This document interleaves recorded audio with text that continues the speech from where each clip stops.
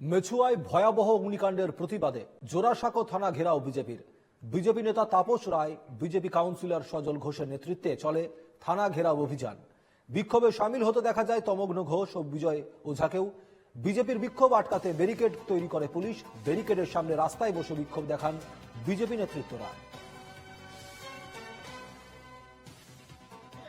14 বছর ধরে যদি দুষ্টের দমন শিষ্টের পালন হতো আর নিয়মে চলতো, অনিয়মই যেখানে নিয়ম, বেআইনি কাজকর্ম যেখানে আইনসঙ্গত বলে বিবেচিত হয়, যেখানে অর্থের বিনিময় আমি যা খুশি তাই পেতে পারি এবং করতে পারি, সেখানে তাদের কাছে কটা গ্রেপ্তার হলো।